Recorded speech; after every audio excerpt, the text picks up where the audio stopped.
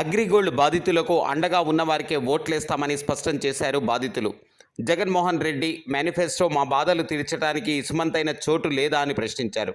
గత ఎన్నికల ముందు ఎన్నో గొప్పలు చెప్పారు. రాష్ట్రంలో ఉన్న అగ్రిగోల్డ్ బాధితులు 19 లక్షల మంది ఓట్లతో గద్దెనెక్కిన జగన్మోహన్ రెడ్డి ఇచ్చిన హామీని మర్చిపోవడం దారుణమని సంఘం రాష్ట్ర అధ్యక్షులు ఈవి నాయుడు ఆవేదన వ్యక్తం చేశారు.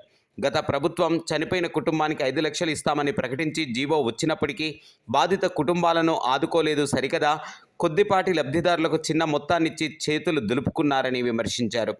ఈ కార్యక్రమంలో సంఘం పాలకొండ నియోజకవర్గ గౌరవాధ్యక్షులు బుడితి అప్పలనాయుడు, సంఘం నాయకులు బెహరా బంగారి, ఉన్న రమేష్, ఎల్లు మహంతి, సోమశేఖర్, రాంబాబు, బొల్లా ఉమామహేశ్వరరావు తదితరులు పాల్గొన్నారు. మరి 5 సంవత్సరాలు ముగుస్తున్నా అరాకొరా తప్ప పూర్తి న్యాయం చేయలేదు.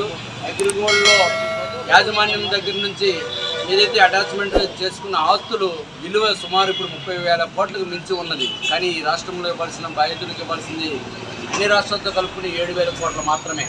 మరి ఇది న్యాయం చేయడంలో ఎందుకు ప్రభుత్వం మిన్నవేషాలు లెక్కడుతుంది? మరి 2024 ఎలక్షన్లో కూడా మేనిఫెస్టోలో కూడా మా అంశాన్ని ప్రస్తావిస్తారని మేము ఎదురు చూసే ఉన్నాం. కానీ ఈరోజు అది జరగలేదు.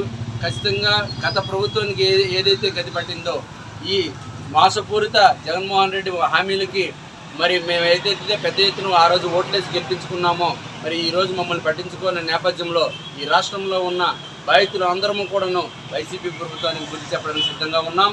మరి ఏదైతే ఈ రాష్ట్రంలో ఉన్న అసోసియేషన్ నాయకత్వాలన్నింటినీ కూడా మేము ఈరోజు పిలుపునిస్తూ ఉన్నాం. ఈ వైసీపీ ప్రభుత్వానికి గత ప్రభుత్వానికి పెట్టినట్లయితే పట్టించే విధంగా అవసరమైతే క్యాంపెయిన్ చేయాలని మీటింగ్లు పెట్టాలని మేము పిలుపునిస్తూ ఉన్నాం. మరి దీన్ని చూసుకొని చంద్రబాబు నాయుడు గారు కూడా గతంలో చేసిన పొరపాటు చేయాలని మేము ఆశాభావం వ్యక్తం చేస్తూ ఉన్నాం. ఏది ఎన్డీఏ కూటమి మేనిఫెస్టోలో కానీ లేకపోతే బహిరంగ సభల్లో కానీ అగ్రిగోల్డ్ బాధితుల అంశాన్ని తీసుకుంటారని మేము ఆశిస్తూ ఉన్నాం.